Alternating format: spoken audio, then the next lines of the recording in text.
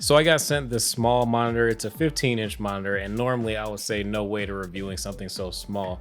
But the point of it is to be a portable monitor that you can take anywhere with you. Not to mention that this thing is also an OLED display, which is actually quite interesting because we just recently took a look at an Alienware OLED display that was absolutely amazing. So I was like, so we shrunk this down just a little bit to a bit more of a portable size you could take with you. What can I use this for? Today we're gonna be taking a quick look at a monitor from Innocen, Innocen, right? And this monitor is right around $300. I've seen it go up and down in price in Amazon, averaging out at about $280 to $300. So that is just the reference for the price, but they do claim that it gets 100% of DCI-P3 coverage. Pretty good. I wonder how good it would be as a secondary monitor for something like a MacBook Pro. Since I have the MacBook Pro 14, sometimes I feel like I need a screen that's a little bit bigger, or even having a wider screen would be kind of nice. So having a 15.6 addition to the 14 inches that are on the MacBook sounded like a pretty cool idea. And you can also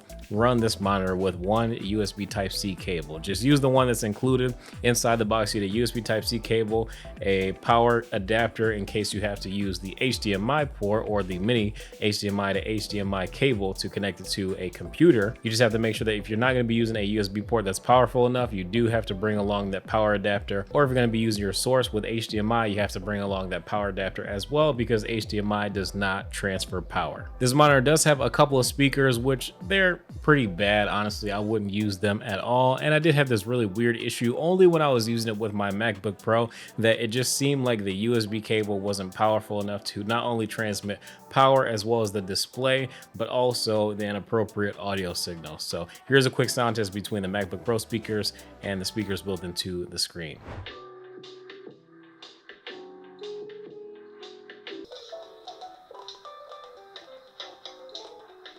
As far as controls on the exterior, you do have volume up and down, as well as a power/menu switch. And use the menu is pretty interesting. While the monitor is already on, you're going to tap the power button, and then you will navigate with the volume buttons, and then use the power button again to either select or deselect / go back in menu, between using a press and hold for press for obviously selecting, holding for going back. The menu system is not necessarily the best, but it's pretty decent. You got a few different viewing modes and things like that that you can use. I found that the game mode was actually the best. When I was measuring the color accuracy using the Adobe RGB mode, it got 84% of P3 color coverage, but when I switched it over to the game mode and maxed out the brightness on 100%, it actually managed to get 96%, which is really good considering the size and portability of this monitor. So if you want to use it, maybe not as a primary color monitor, but as a reference monitor while you're editing a video or something of sorts on the go, you won't really have many issues using this monitor. But I will still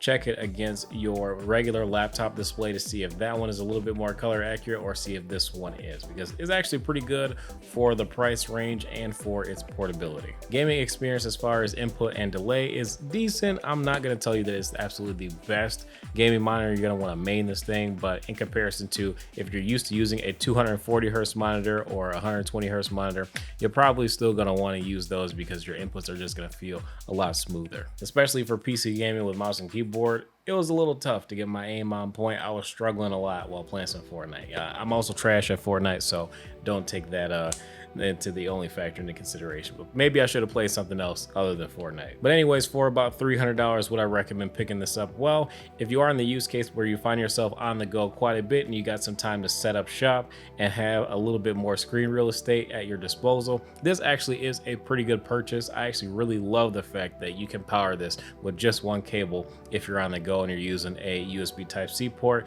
that allows you to use DisplayPort. I'm pretty sure it has to be Thunderbolt compatible to some extent. I don't know if it has to be Thunderbolt 3 or Thunderbolt 4, but it has to be a very high speed USB port. Now they do have another version that's like $600 or $700. Let me take a look. It's like really expensive, $700 for the touchscreen version.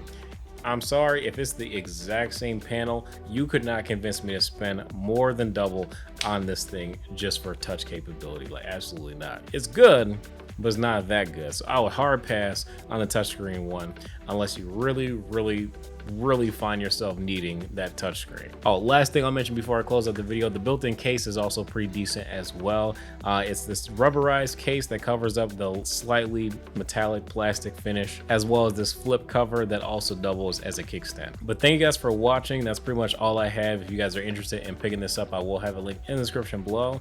But again, thank you guys for watching Too Much Tech. If you enjoy the content, feel free to drop a like and subscribe to the channel as well. And I will see you guys in the next video.